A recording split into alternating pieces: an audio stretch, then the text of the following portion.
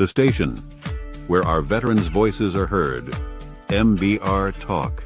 Hey, thanks for supporting our channel by watching and listening.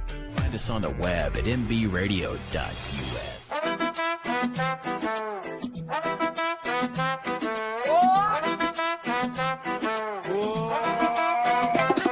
Desde Brooklyn hasta el sol del Medio Oriente, José Flores con fuego en la mente. Raised in the Bronx where dreams don't sleep, donde el hambre te enseña a resistir. Section 8 life, no handouts, no cheat. He built his power from the pain on the street. Cada golpe, cada lágrima caída fue el fuego que encendió su vida. Ahora camina con propósito y voz. José Flores, hear the noise. De la calle al combate, turned his trials into faith. Con disciplina y con fe, now he rises every day. From the black to the world sin temor. You ever need a haircut? So that these kids can learn how to play instruments or want to, not just learn, but want to. But I think that there's a major shift. Iraq to Korea, he led from the front. Now he lifts others, never just stunts. Hoy es mentor, líder, amigo. Mi gente, welcome to the Motivated Mindset with me, your host, Jose Antonio Flores. I won't go into the rest of the names, but hey, I'm glad that you're here. Thank you for coming. I am a proud Latino born in New York City. Yay. Thank you for coming out. Straight out of the Bronx, raised in Brooklyn, or I was raised Crooklyn, right? That New York flavor, mi gente, that hustle, right? That grit. Thank you very much. That shaped me, built me, and still drives todo lo que yo hago, everything that I do today. In this chapter of my life, I wear many different hats other than this cool one. Thank you very much. I'm a motivational speaker, a certified personal trainer, a certified mediator, also, repeat, and an end-of-life death doula. But, you know, behind all those titles, there's one mission, and that's to serve mi gente, to serve people, because I know what struggle feels like. You know, I know the pain when people go through stuff, to fight your way toward a purpose. You know, every day my mission is simple: to inspire, to uplift, to challenge, right? To remind people that no matter where you come from, no matter what life throws at you, you can always redefine your life through faith, discipline, resilience. And that's the reason this podcast exists. The Motivated Mindset is where we talk about resilience, culture, healing, leadership, discipline, optimism, and the courage it takes to keep moving. Cuando la vida te da bien duro, when life hits you real hard, because we try to keep it real here, New York City real, right? Straight talk, you know. And I'm also a combat veteran who probably served for 30 years in the United States Army.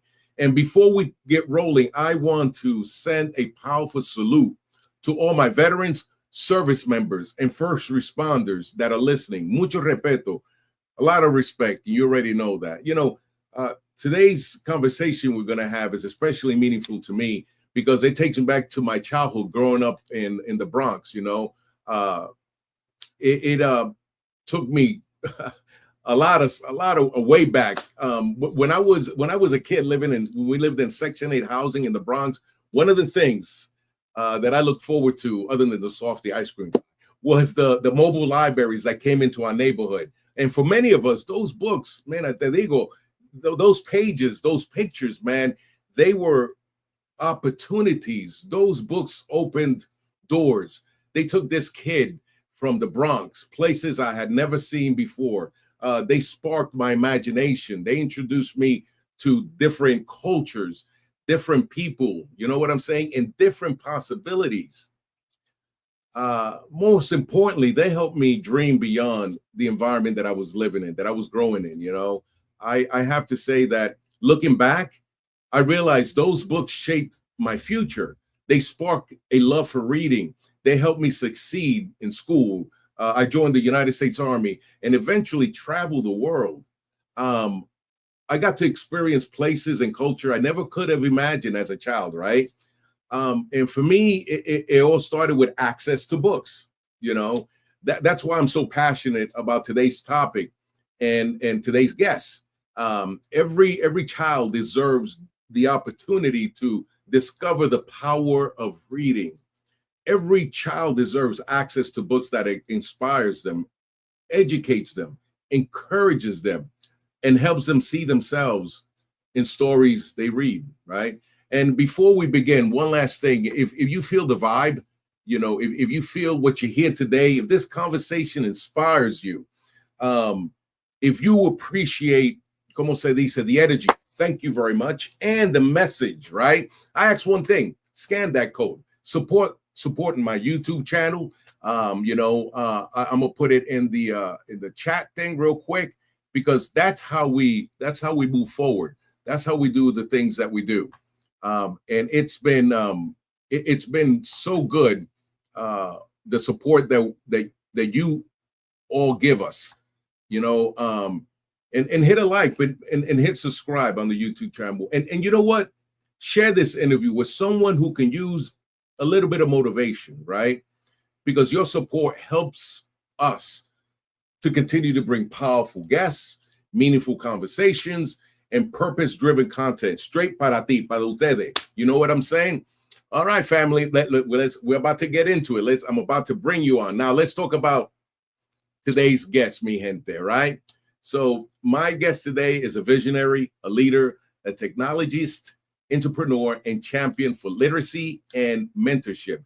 Jahmal Lake is the founder and executive director of Our Kids Read, a national nonprofit dedicated to helping children in underserved communities discover the joy and the power of leyendo, of reading. With more than 20 years of experience as a software engineer and technology leader, Jahmal has combined innovation, education, and community impact to address one of our nation's greatest challenges, literacy. His mission is simple, but muy fuerte, muy powerful, right? To connect millions of children who are struggling with reading to millions of adults who are willing to mentor, encourage, and help them succeed. Inspired by his late mother, Obi Lake, who dedicated more than 50 years to social justice and education, Jahmal founded Our Kids Read in 2019. And since then, the organization has partnered with companies including Microsoft, Amazon, Nike, Dell, Hallmark, and they have donated more than 50,000 books and positively impacted the lives of over 20,000 children across the country. Before founding Our Kids Read, Jahmal also created Imagine Access, a nonprofit that introduced young people of color to coding, graphic design, and digital storytelling, demonstrating his lifelong commitment to creating opportunities for underserved youth. Today, we'll discuss about the power of mentorship, the importance of literacy leadership, and how one person's vision can create lasting change in communities across America. Please help me welcome to the Motivated Mindset, Jahmal Lake. The interview of the week is brought to you by Jersey Mike's, a sub above. Welcome, Jahmal. Thank you for being here, sir. Thank you. I'm inspired by your energy, Jose. And you're a living testimony to the work that we do. No, gracias. No, it's like many of our people, it's been quite a trip, but it was worth it, you know. And I just want to say gracias for being here, and as we talk before we go into your organization, tell us who Jahmal is, where you're from, who are you? Sure. So I was born in Washington, D.C., grew up. My mom went to Cornell, so we were growing up in Ithaca, New York, and then she got a teaching job in Iowa. She was actually, I know, of all places, right? Iowa, yeah. She was a professor there for about 10 years. Most of my career, I was an IT guy. I have two boys, 15 and 19. We live in Laurel, Maryland right now, and I'm the executive director of Our Kids Read. Wow. So when you was growing up, did you ever, what were some of your dreams? What were you thinking of doing before you even, how was that? So my life was it was not traditional at all, right? Because I was a child of an anthropologist, we were all over the world. So I went to 7th and 8th grade in Accra, Ghana. I went to Christ the King International School. I went to an elementary school. I grew up in the West Indies in Jamaica. And people think about Jamaica and the beaches. I mean, Jamaica, like Kingston, Right, downtown, the real Jamaica. Yeah. And so it changes your perspective, right? When you grow up outside of this country, you're not spoiled. Sometimes you're killing your own food. You're walking Yeah. 5 miles to get water. So like that formed my desire to be somebody who like made a global change, right? It actually Yeah. changed people's access to resources because I saw how little people had. And I think in this country, we grow up kind of in a silo, right? We grow up thinking that everybody has what we have. And then we go to other countries and we're shocked, Yeah. right? But I saw that from a very young age, that how people were struggling and really just fighting to survive, right? And I think that really shaped kind of what I wanted to do as a career. Wow. And as you look back, how we say, what's one lesson from your childhood that como se dice still guides you today? Yeah, I think the biggest lesson is just the importance of hustle. And it was funny, I heard your intro, and you were very clear that that was core to who you were. Yeah. But we grew up very poor, right? Very, very poor. Public assistance for the first maybe 10, 15 years of my life. So I was out there mowing lawns. I was working at the grocery store. I was, creating my own raffles by going to the local restaurants, getting prizes, right? Knocking on thousands of doors. So I think that was the biggest lesson, is that nobody's going to give you anything. And I think that also shaped a lot of what we do now, with Our Kids Read, is that you really have to take the bull by the horns and get out there and do something. Well, no, that you're right. That hustle is real, man. And as we move forward, why do you believe reading is so much more than just learning words on a page? Reading is fundamental to everything. Reading is fundamental to health, right? It's fundamental to community. It's fundamental to how we interact with each other, our understanding of, you could go to the grocery store, understanding of nutrients. You go to the doctor, understanding of how to take care of yourself. Yes. And you go to get a job, the understanding of what the steps are you need to take to get the job done, right? And it's core to citizenship, right? It's core to democracy. It's core to knowing who you want leading you. And I think people underestimate the importance of literacy. I don't know if you heard the stats that close to 80% of children in low-income communities are functionally illiterate by the end of elementary school. Wow. 80%. Wow. Between 70 and 80%. So before I got into this space, I had no idea, right? Yeah. But once I started diving deeper, I said, this is criminal. And it's not accidental, right? There are systems in place that keep this stat the way it is. People are always scratching their heads. I wonder why things are changing. It's because the system was designed to create a functionally illiterate populace, right? Wow, no, that I didn't know that till you just said that number. That is, it is criminal. You're right. And growing up, like, it wasn't. I didn't even know when they talked about red lighting. In where we lived at, in certain places we could only live, but that also took into account the type of education we got, which was not good. Absolutely. I think there is hope, though. I think that's the reason why I quit my job and made this decision that, hey, there's something we can do. We always talk about, schools need to do better, government needs to do better, the politicians, whomever. We have power.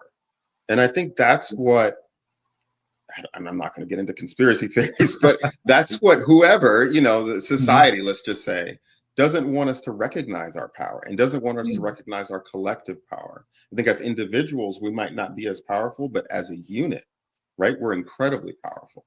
Yeah. And before, like I was reading your bio, before Our Kids Read, you founded the Imagine Access. Yeah, that was interesting. So I lived in Harlem from like 98 through 2001. Yeah. I was 137th and Lenox, right across from Harlem Hospital. Yeah. And the Harlem Y was right around the corner. Right. So I met a brother there by the name of A.D. Harris from Easy A.D. and the Cold Crush. I don't know if you're familiar with the Cold Crush, but anyway, he was the director of youth services there. And he invited me to, I said, A.D., I said, there's got to be a way for us to get these kids interested in programming and in coding. And he said, we started working on this program where kids would write poetry and they would take that poetry and they would animate it. Right. So if it was a poem about a bird, they would put a bird on the screen and have the bird fly across the screen, and then the words would kind of accompany that motion. And so the idea was take something that they're passionate about and have them turn it into a piece of art. Right. And it was incredibly successful. We kind of put it down after a while, but while it was in play for about 2 years, it was incredibly successful. Wow. We have a comment from McDallie, my girl, not just literacy, Yes. even housing. Yes, absolutely. Yes. Absolutely. Yeah. When we lived in the Bronx, it was terrible. It was, but I didn't know it. I didn't know it until I left. And saw that people could leave normal. It's like, because the South Bronx, in the late 70s, 80s, it was burning, nothing but, we had no parks. It was just crazy. Yep. It was just wild. And we have somebody from a LinkedIn user, 80% of our children in some areas struggle to read by 4th grade. Yep. What do you wish more Americans understood about this crisis? That's an easy answer. So it's what they individually can do. Right. So you as an individual, and this is the system that we're building, can develop a relationship with a child. Right. And it sounds like, oh, okay, I'm just one person. Right. But if everybody thought that way, sure. But imagine if people started thinking the other way. Right. Thinking that, what, if I reach out and I read for an hour a week with a child and I develop their interest in reading, I've now changed one life. Right. And then when you multiply that across all the Fortune 500 companies, right? Multiply that across Jack and Jill and the Nesby and the Hispanic sororities, fraternities, African American, the Divine Nine, right? And you get those people together. You're like, you know what? Now we just talked about 600,000 people. Yeah. Right. That's a completely different situation than one person stepping up. It's a village. It is. And Daddy said, preach, Jahmal, preach. Yes. Gracias, and I know, because just to make that trend, you talked about that you spent 20 years in software engineering and technology. And what was the inspiration to just say, hey, I need to go to nonprofit? How did that come about? What was the trigger? That's a great question. So I first of all, let me just back up a little bit. This whole nonprofit was really my mother's vision. Right. Okay. So unfortunately, she passed a few years ago from mesothelioma. And when she passed, she said, Jahmal, I want you to turn, she used to call it guilt money. She said, I want you to turn this guilt money that these companies that gave me cancer, they're going to write you some pretty big checks. And I want you to take those checks and start a foundation to teach kids how to read. And at the time, I said, Mom, I'm an IT guy. Like, why do you want me to? But of course, I said yes, right? And I realized that it was really about surrounding myself with people that knew a lot more about literacy than I did, and just taking the passion that I had for helping people that don't have and turning that into something pretty phenomenal. And I think now that we've been around, this is 5 years, we've given away maybe 200,000 books. We've started a one-on-one reading program, with a lot of Fortune 100 companies.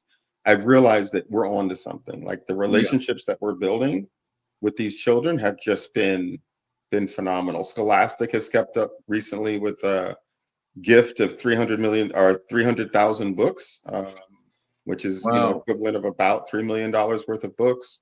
Other publishers have stepped up, and I think it's really about just aggregating those resources. That is amazing. No, that really is. I got a question. Somebody texted me. It was actually Yvette, and she said your mother played a pivotal role in the creation of Our Kids Read. How did her vision and that final conversation you had with her shape the leader you are today?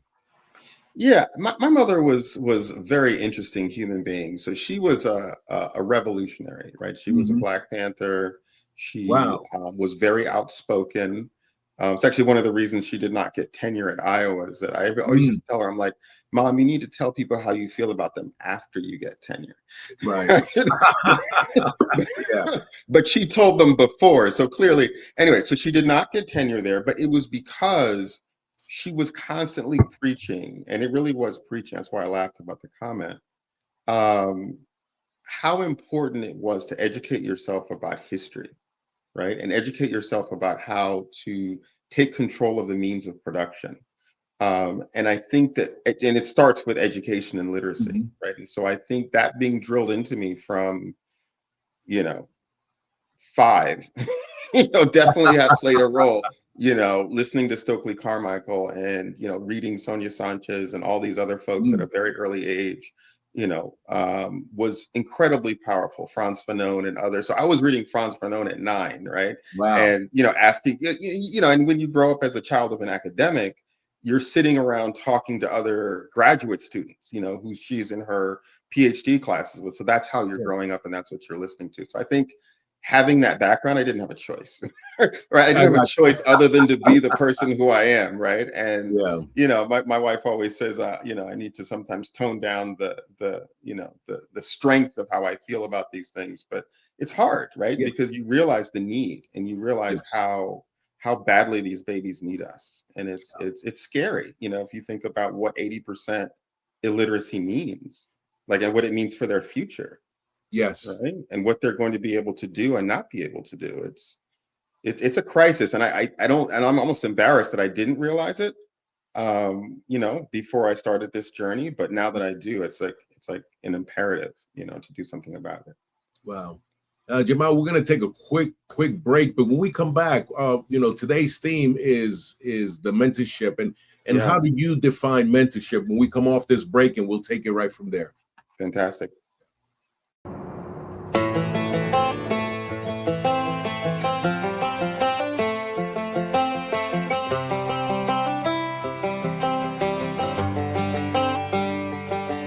It's the guts and it's the glory. 100 stripes, 100 stories. It's the Pledge of Allegiance on the 4th of July. It's them handwritten letters from home. It's them sleepless nights alone. It's his newborn baby he left with his wife. Mr. Red, White, and Blue, lay down, here's a line. Mr. Red, White, and Blue, for these stars and stripes, hey.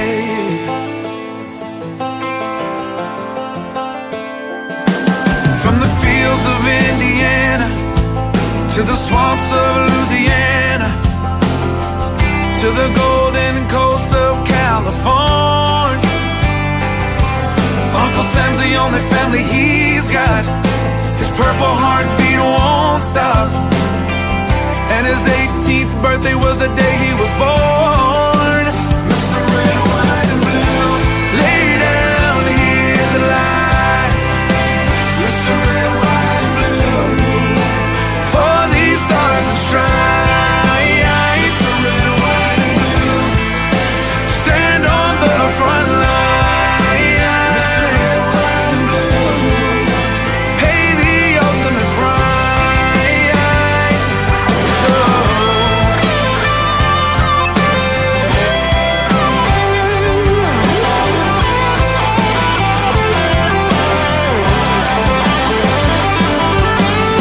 He was the man of the house when he was born. His family is proud but torn. But if you knew him, you would understand. He was raised on how to be brave, just to see the flag still wave. And then he came home with only one hand. He's Mr. Red, White, and Blue, lay down here to lie. Mr. Red, White, and Blue, for these stars and stripes. Mr. Red, White, and Blue, stand on these front lines. Mr. Red, White, and Blue, he'll pay the ultimate price. Mr. Red, White, and Blue, lay down his life. Mr. Red, White, and Blue, for these stars and stripes. March in line, march in line. Hey. Hey.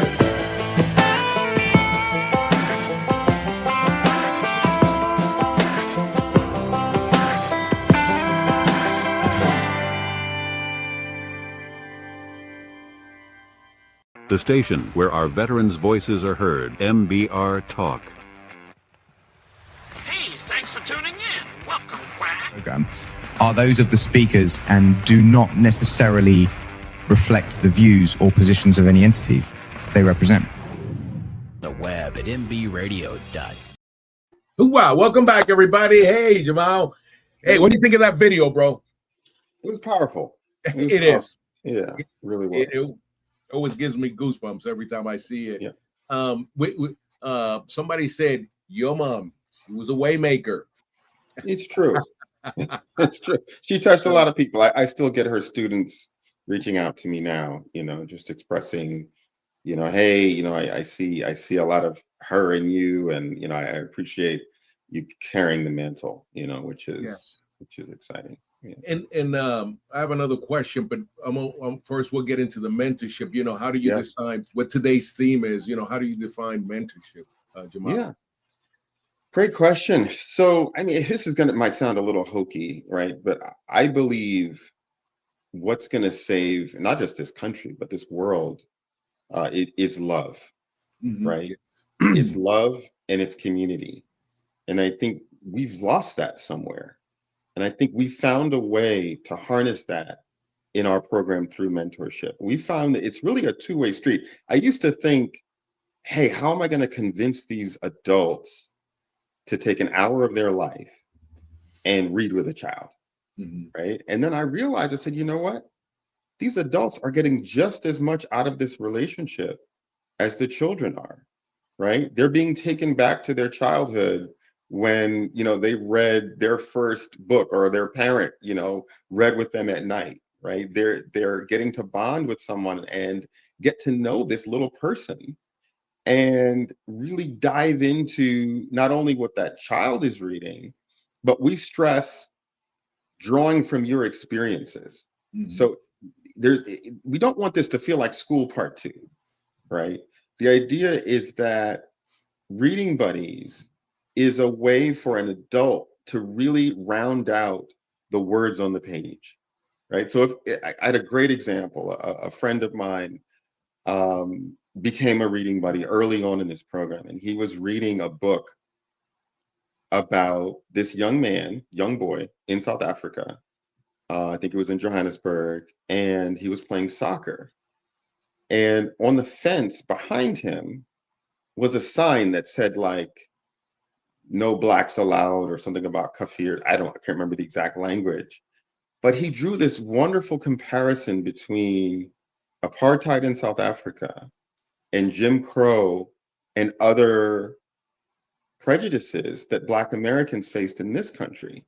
And think about what that child in that moment, who was just thinking he was reading a book about soccer, right? Right?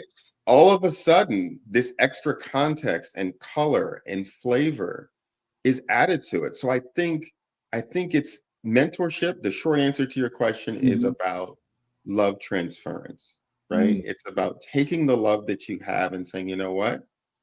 I can actually increase the love levels of another child by simply reading with them for an hour, right? Yes. And that bond grows. We've had people read for over 3 years with their student, right? Think about it like big brother, big sister, but with a focus on reading, right? Right? That's really what we're doing, right? We're taking the concept of, let me mentor a child, and we're just adding reading to it. And it's so simple, right? You can do it from your tablet. Like we've had people read with their child when they're on vacation, right? They're on the beach with their tablet reading with their student. It's easy, right? And so that's what we're doing, is we're taking a very basic concept of love, and we're saying, you know what, we can make this digital thing actually warm and give it some value. Wow. I don't know, Andrea, is that how you pronounce it? Lake? That's my wife, yes. Oh, okay. She said love and community. Yes. Yes. Okay. Thank you, ma'am. The absolute best. Thank you for that. And we have a question from a LinkedIn user. What reading strategies do mentors find most effective? Great question. I think what we're seeing is that the co-reading, before someone even starts to read, and I'll get back to the exact question in a second, we give them training, right? Because a lot of people, even if they're aunties and don't have their own kids, they want to know, hey, is there a right way to do this, right? And of course, me being not the literacy guy, did not have the answer. So I went and I hired a group of folks that were literacy specialists. And so we went through all the different reading strategies and we created a set of videos that really walks a potential reader through, all right, you can read and the child can listen. If the child's a little bit of a stronger reader, you can let them read and then you can just encourage from the sidelines.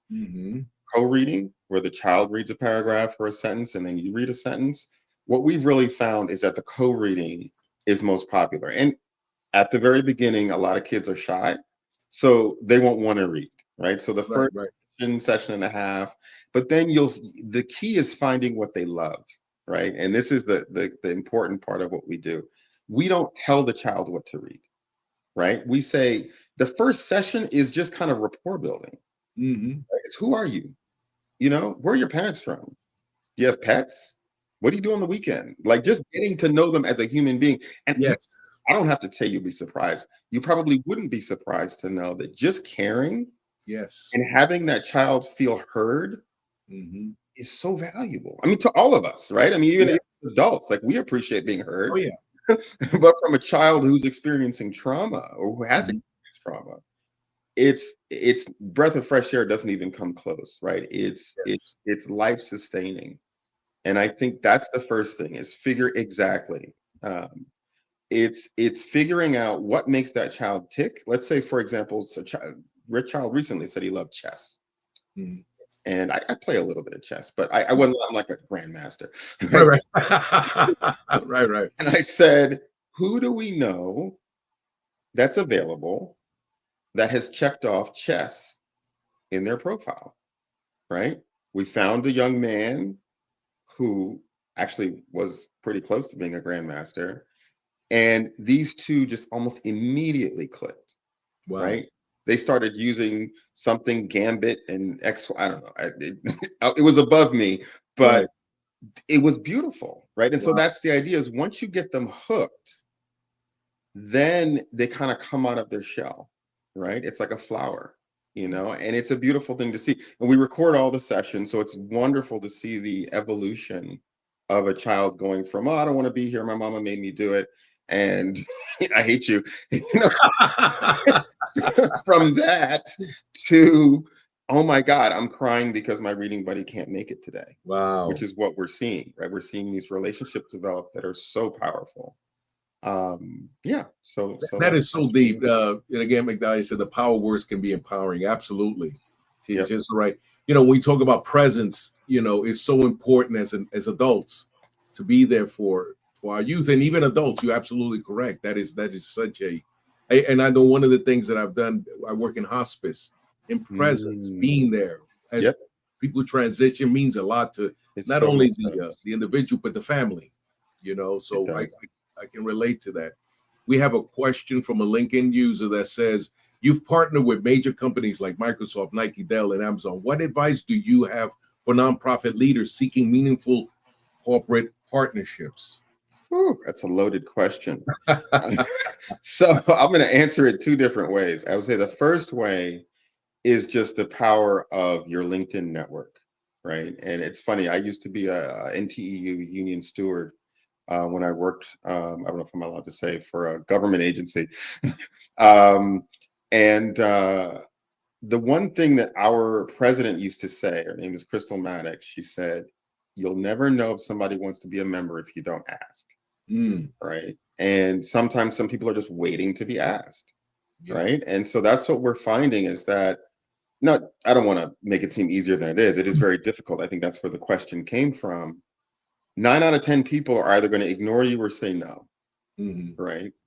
But it's that one person, right? That's all you need. And I think, and you also kind of know the power of your network, right? So if you have a weak network, and I want to say weak, and let's be real, right? The proximity to money is what matters these days. So if you know that the people around you are not in the C-suite, find people who are connected to the C-suite, right?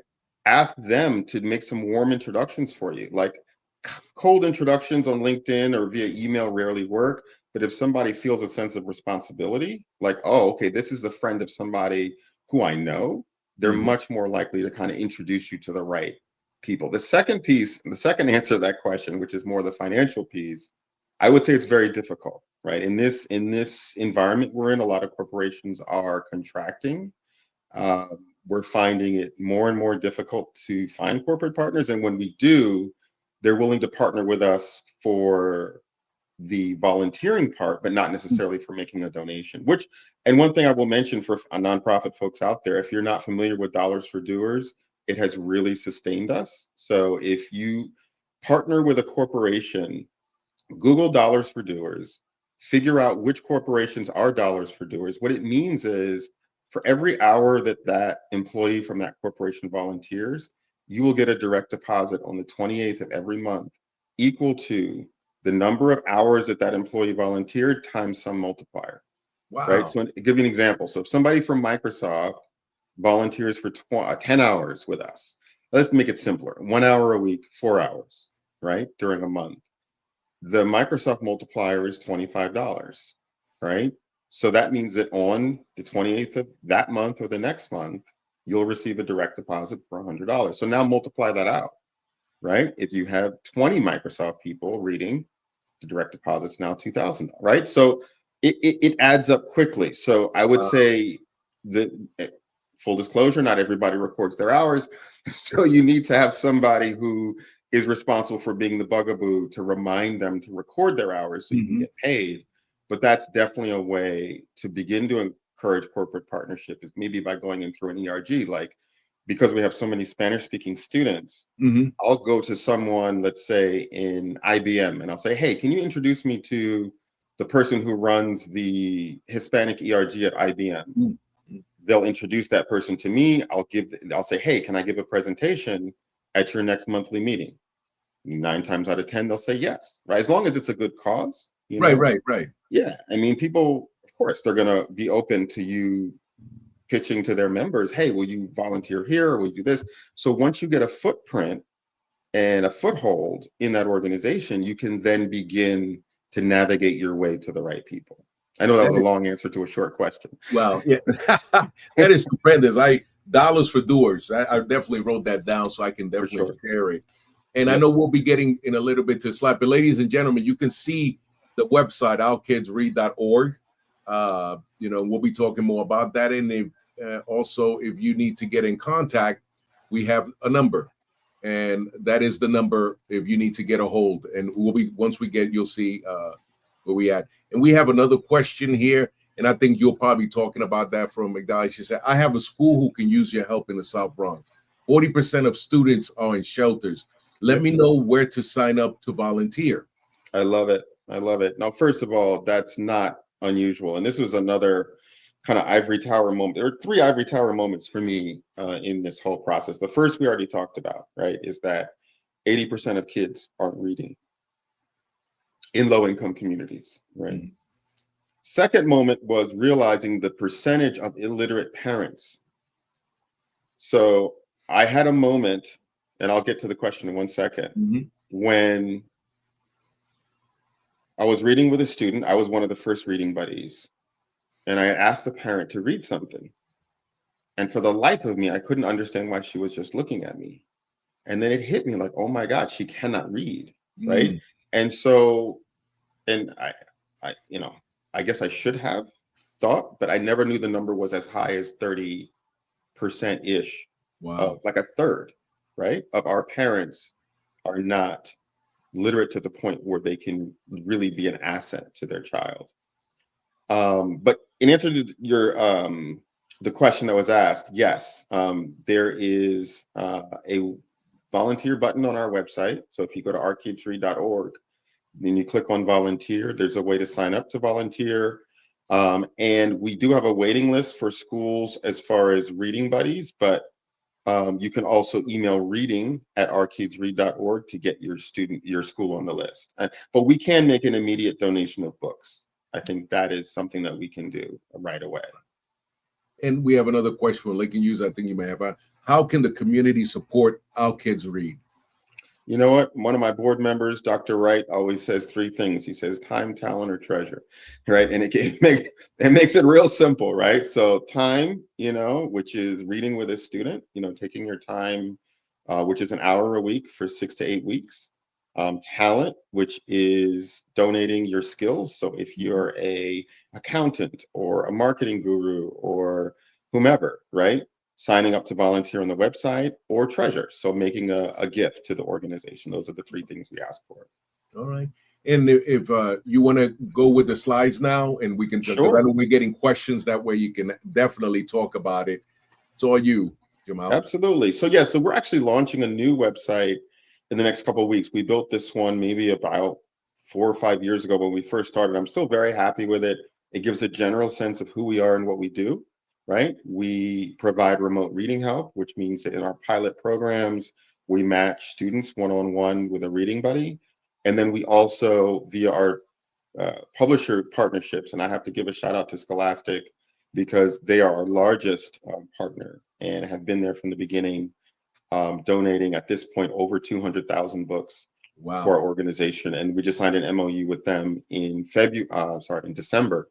Where they pledged another 300,000 books. So I'm just incredibly indebted to Talia and Ava and the whole Scholastic team and Casey. Really appreciate everybody's support. So those are our two core programs. We also have a third, and I know you're going to get to this later, but an in-person, the country's, I used to say the country's only, but then I realized how that was incorrect. The country's largest free bookstore. We have over 50,000 books thanks to Scholastic, and we give them out every weekend in Baltimore, Friday, Saturday, and Sunday. MCB Real Estate donated a space for us in Baltimore. So we've been doing that. And then we're also hopefully moving to a new space in the next month or so in downtown Baltimore. So this part of the website just talks about who we are and what we do, expanding perspectives, which I think is a core part of what we do, right? A lot of literacy just focuses on the words on the page, the phonics, the pronunciation, and yes, that's important, but we focus more on what's outside of the page, right? If you're reading a book about the environment, right? How did that happen? What can you as a citizen do to be a more responsible environmental citizen?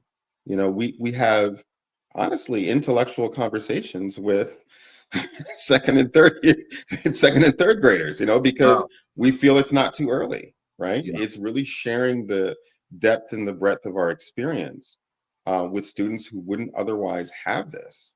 And if you think about how powerful that is, like think about people, because I actually did some hospice care myself when I was younger, and think about the knowledge that's trapped in our elders. Yes. Right. Think about how much information, even if you're not what we consider classic elders in your 80s and 90s, even if you're my age, if you're 49, or if you're, whatever, we've been through something, right? We've experienced life, and that has value. And I think sometimes people know that and they're looking for an outlet. They're like, how do I give back or give of myself and show how amazing I am, right? Yes. And I think that's what we do, is we allow these mentors to transmit some of that energy and some of that power and some of that knowledge, right, to the children that they touch. And kids are beautiful, right? Kids feel energy. Yes. Kids can also tell when you're full of it. Absolutely. Right? Our grandkids so they tell me all know. the time. Yeah, kids know. And this is funny. I always what?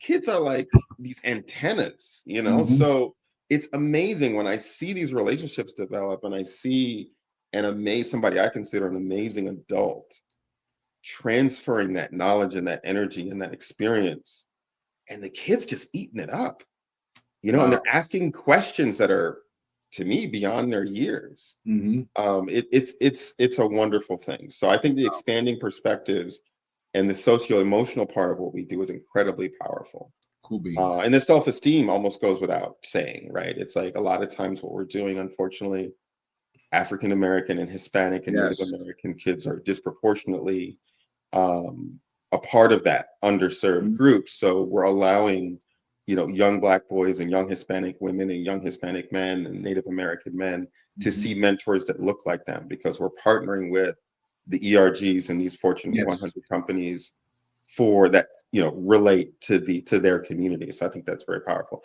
Yeah, you have one part of my board on the screen. I'm so indebted to my board, right? They are just some of the most talented, accomplished folks, not just from the Princeton community, that's my alma mater, but also just from all walks of life. I just, people I've met professionally, people I've been introduced to, they help, create partnerships for the org, and I couldn't do what we're doing without them.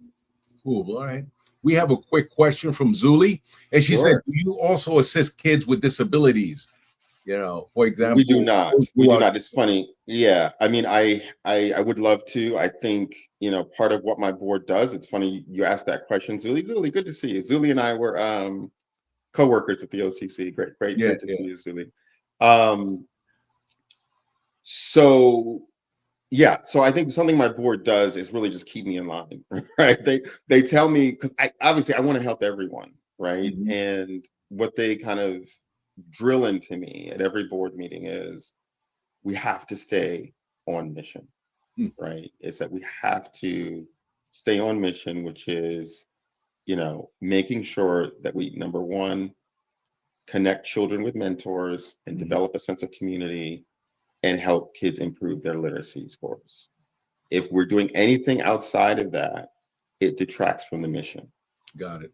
Right. And so, as much as people have asked me about dyslexia, people have asked me about what Zuli just asked me about, folks that are deaf. And what we usually do is we try to refer those students to resources that are actually targeted and meant to serve their particular community.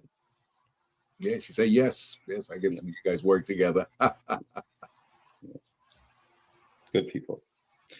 Sponsors. Yeah, the only sponsor I would say I would add to this list right away. I mean, we have this, like I said, this site was done about 5 years ago. So we're launching a new site next week. But Scholastic, I can't emphasize enough how grateful we are for the millions of dollars of books that they've donated. Petrucci Family Foundation was our first, oldest, and strongest partner.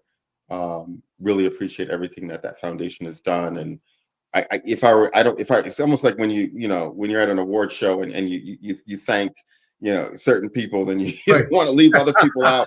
No, we've just been so blessed to have a family that gets the importance of the work we do. There's a company in New Jersey who donated a 16,000 square foot warehouse. We wouldn't be able to do half of what we do, right, without that. So like I already mentioned, MTB Real Estate donating the space in Baltimore. We couldn't do what we do and touch as many people as we do without that. Wow. I could go on and on, but no, we're very. That's amazing. That's amazing. And the free bookstore. Yeah, I mean, this is really the crown, in certain respects. It's a model that I want to replicate around the country. I don't know. Did you know that publishers destroy millions of books every year? No.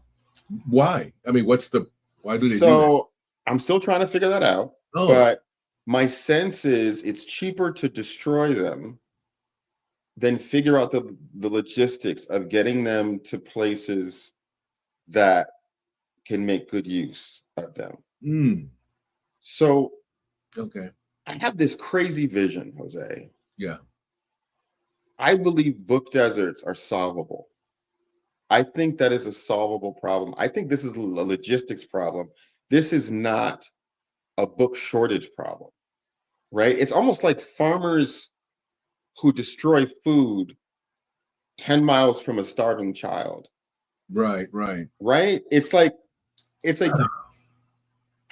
and so what we've done is we've said, you know what? We think that there's enough commercial real estate where the commercial real estate folks, would get a tax benefit, from donating the free space. And there are enough publishers who are destroying books where we want to create safe havens for these books across the country, store the books, and then give them away for free funded by family foundations and federal grants. Mm.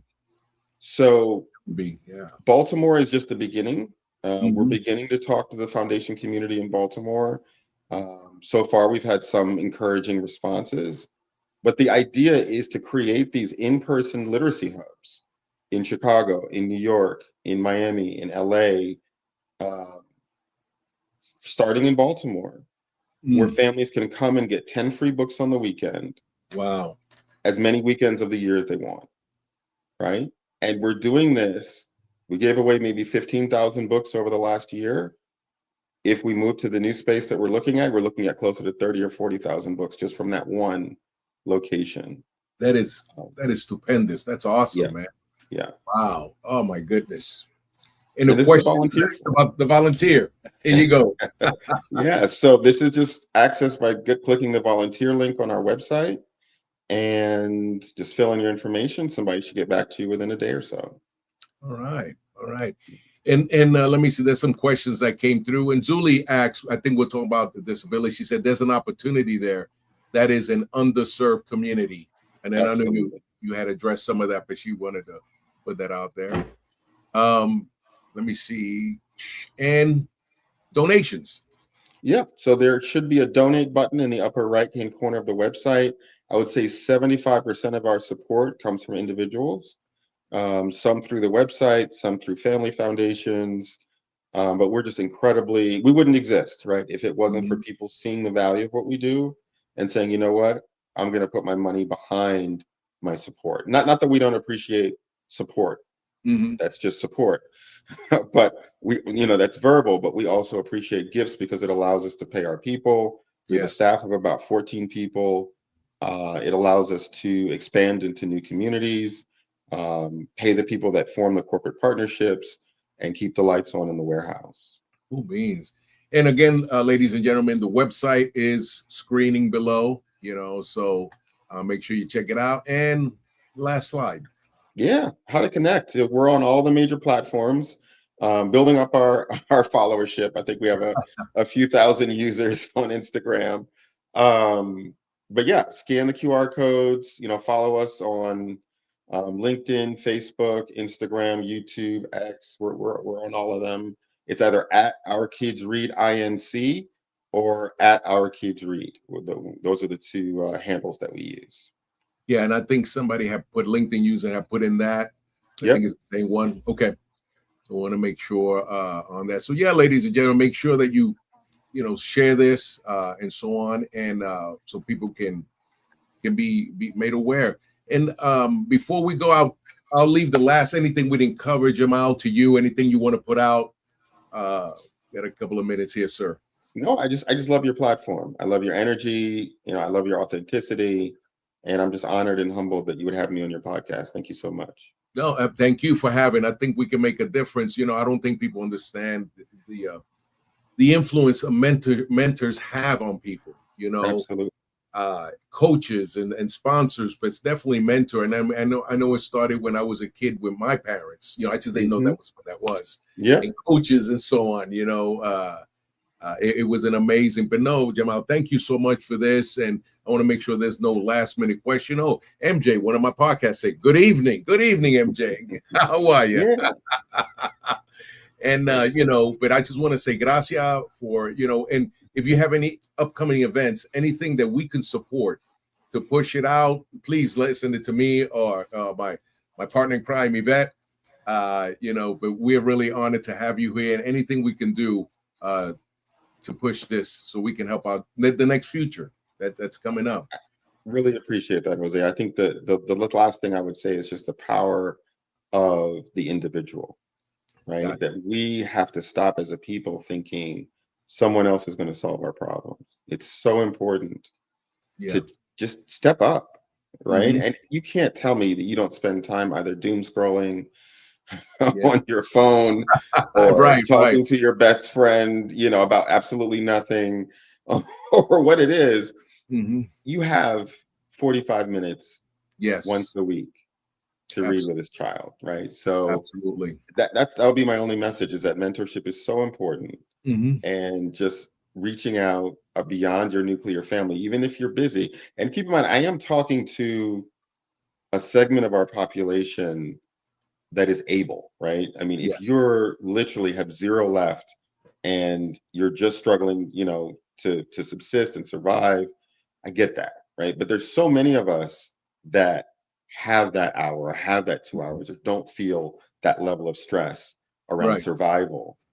That's really who I'm talking to, right? I'm talking to folks who are, in our what people traditionally call the middle class, or do even better, you have the time, right? So I think the bottom line is, do you want to step up in a way that's easy, right? And that would be my challenge is these kids really need us. Wow. No, that's some deep stuff. Absolutely. Thank you, Jahmal, for that. And no other question. But before I let everybody go, I want to talk about our next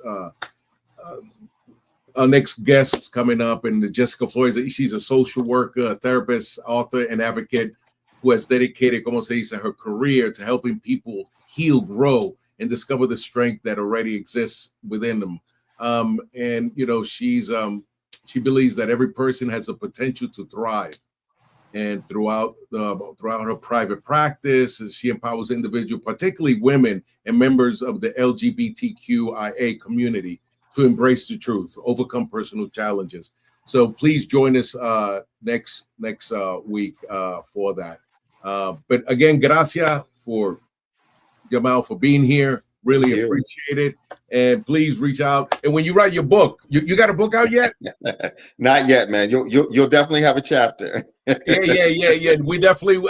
I don't know about that. And McDonald said we will spread the word, and that's what it's about. We're going to spread the word. And this has been stupendous, hermano. Gracias. You've inspired me for everything you do, and let's keep doing this and spread the word. Yeah, thank you. So I want to say thank you to ladies and gentlemen, for everybody who's been here. Spread the word. There's the number one more time, 888-840. It's Reed, but the number is 7323. So make sure you take that down. And I want to say thank you to everybody, and have a great weekend and be safe. Gracias. Take care. Thank you. Wow. All right. Ladies and gentlemen, thank you for tuning in to Military Broadcast Radio. As we wrap up today's show, we want to remind you that the podcast of today's episode will be available right after we go off the air. So if you missed any part of the show or want to listen again, be sure to check it out. And remember, we're here to support and honor our veterans. Your stories and experiences matter, and we are committed to giving you a platform to share them. That's right. We're here to give our veterans a voice. So don't forget to catch the podcast and stay connected with us. Giving our veterans a voice.